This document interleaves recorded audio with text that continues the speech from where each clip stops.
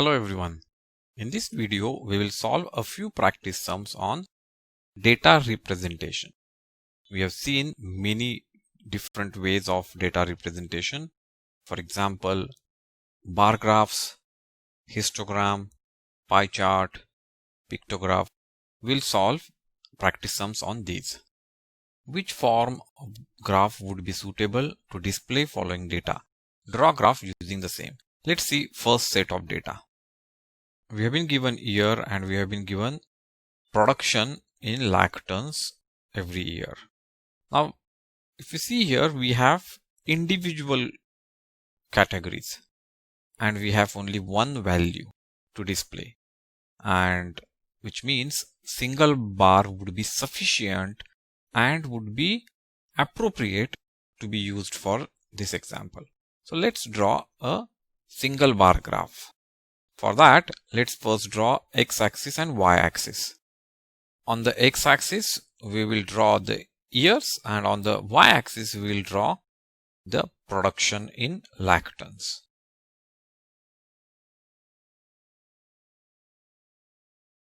And for the production, let's decide the scale. The highest value is 85. So we can have 9 markings of 10 lakh tons, or we can have 5 markings of 20 lakh tons. Considering the space available here, I am going to use the scale of 20 lakh tons. So I'll have 5 markings of 20 lakh tons.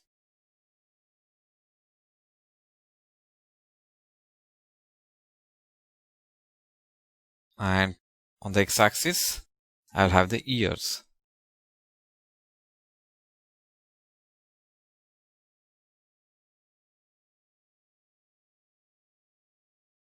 And now let's draw the bars. So I've drawn 6 bars. I will adjust the height based on the value. So in 2001 it is 60.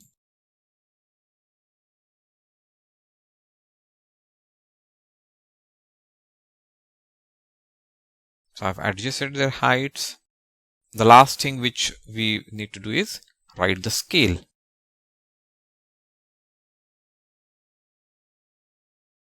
One unit is 20 lakh ton, and maybe we'll give the title to our graph.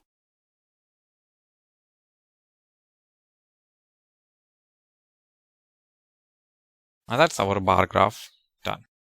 Let's do the next one. We've been given a table for choice of food.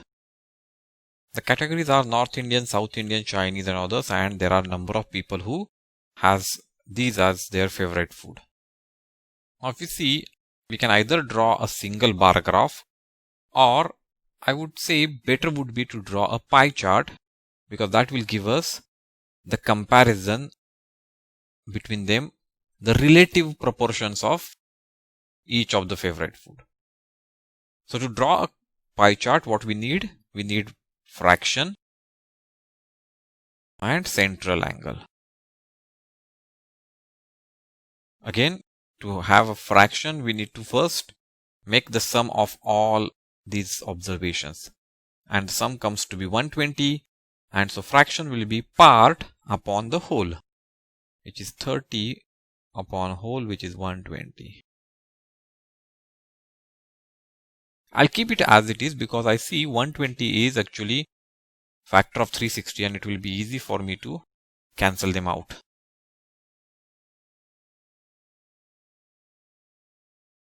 Normally I would have found the lowest form of this fraction, but here 120 being factor of 360, it becomes easy for me to multiply this fraction with 360.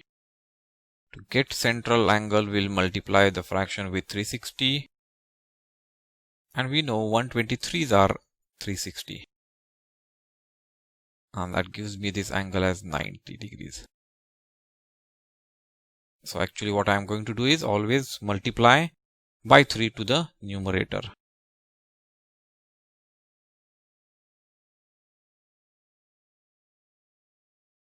And that was the reason I did not find the lowest form of the fraction.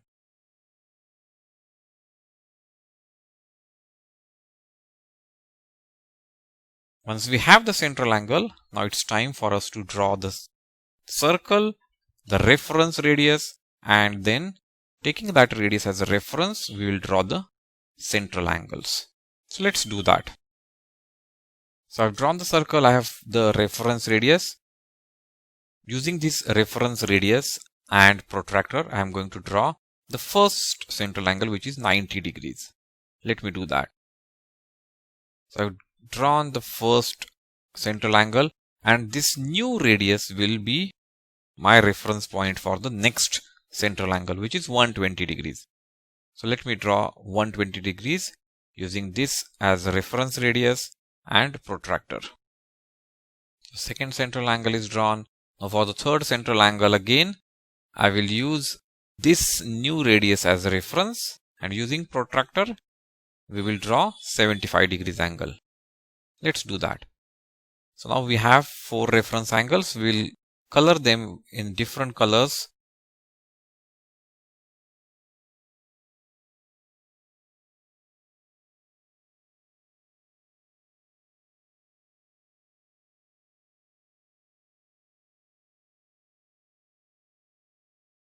This is our pie chart.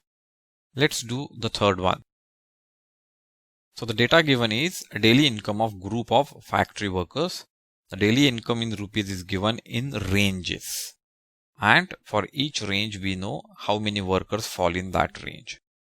As we see here range, it clearly indicates that what we have to draw is a histogram.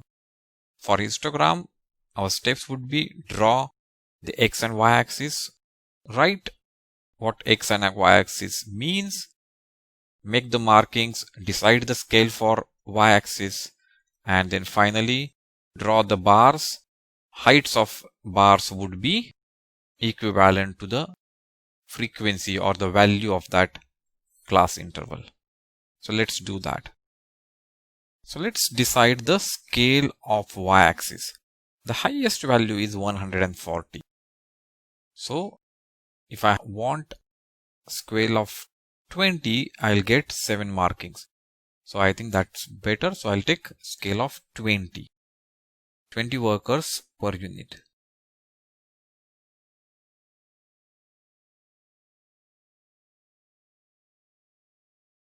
And let me draw the bars.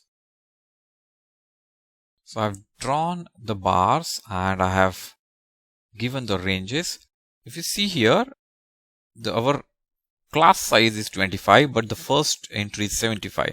So I'm showing here a broken line to indicate that this is not as per the scale. And now I will adjust the height of the bars.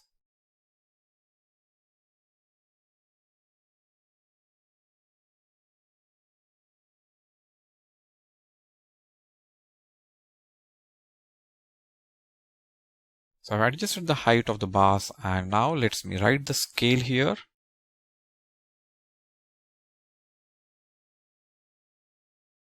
And the title.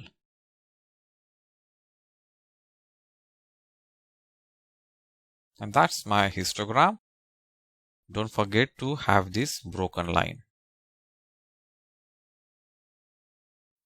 I am sure you have liked the video. Hit the like button and leave your views in the comment section below. Do watch our other videos on this topic. Subscribe our channel and click the bell icon to get notifications whenever we upload new videos. You may also download the YouTube app at the link provided in the video description. Till we meet again, goodbye.